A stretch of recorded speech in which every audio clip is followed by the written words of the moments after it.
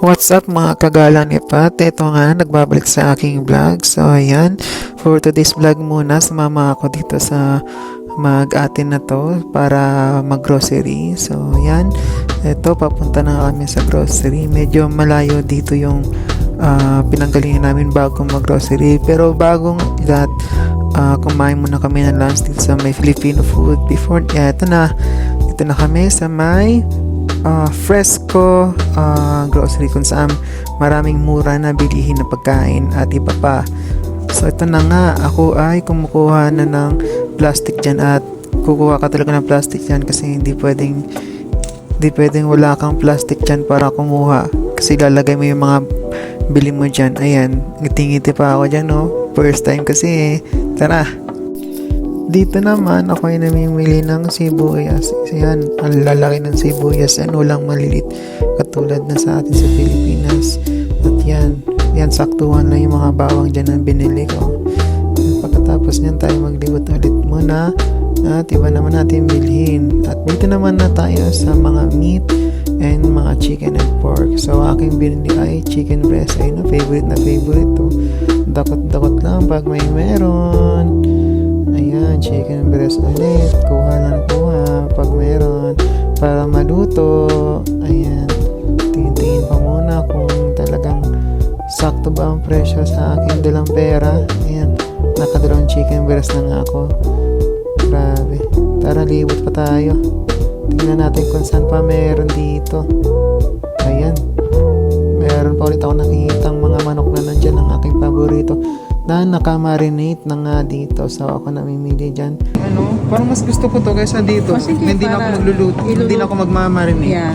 Kasi $5 yung compare mo parang ikaw na. Yeah.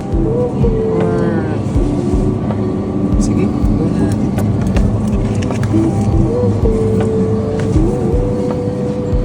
Hindi pa nga ako tapos mamili dito guys. Naghanap ako na pwede yung bilhin. Ayan, may nakita na naman si Kana, no? Ayan, ang paborito pa sa isang itlog na pwedeng lutuin ng sunny side up at ng scramble. Ayun na nga, namimili ako dyan kasi medyo mura siya dyan ay $3 sa taas. Ito naman isa, yan is 12 pieces lang kasi in $3.78. So sa kabila ako tumingin. Ayan, pinasok ko nang at pwede naman daw pasukin. Dalawa na kinuha ko, 18 pieces sa $5 tingin ko. So yan, ang dami ko ng bitbit yan, no? Punong-puno na yung basket ko. So guys, I'm here at the Fresco Mart buying some stock for my daily food. So my friend Ate Cindy is getting the cart for me and I'm going to find a hot sauce sriracha with no calories here. So I'll find sriracha hot sauce. Where's the sriracha hot sauce?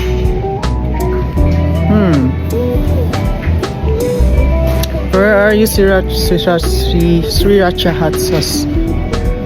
It's also tomato. So dito naman guys, naghahanap na ako ng pwedeng pampalasa na aking lulutuin tulad ng mantika, toyo, suka o ano man ang pwedeng ilagay. So yan, naghahanap ako dito ng toyo at suka at sauce. So wala ako masyadong mahanap na suka dyan. Ito, Kiko Man. Hindi ko pa alam kung yan ba ay soy sauce dito. So namimili pa lang ako dyan. Dito naman guys ay pumunta ako sa mga frozen foods katulad ng hotdog. So yan, nandyan lahat. Ham, hotdog, yung pwedeng pang breakfast sa umaga. So napili ko dyan guys ay hotdog. Ayan, napakadami napakadami na pwedeng piliin.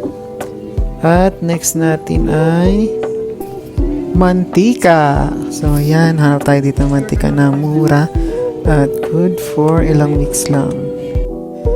So ito naman, kumuha ako ng tocino dyan, kumuha na rin ako ng bangus dyan, pamprito at pang ulam. So yan, puno na ang ating basket.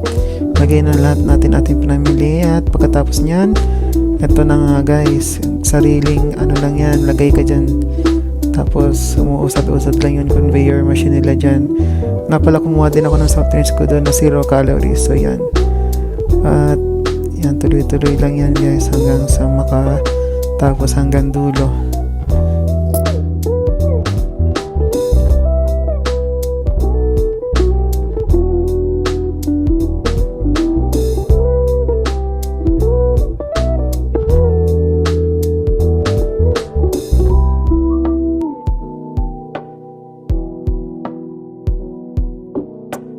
So what's up guys? Kakatas na naman ang bini Ate Cindy.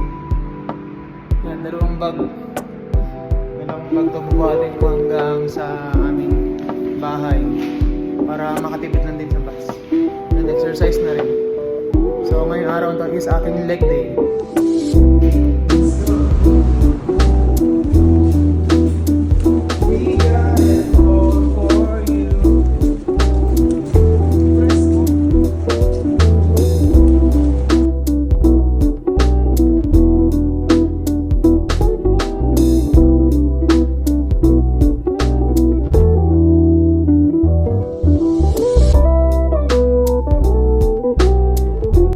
Sariling sigap kayo. Dapat alamin nyo yung pasikot-sikot dito.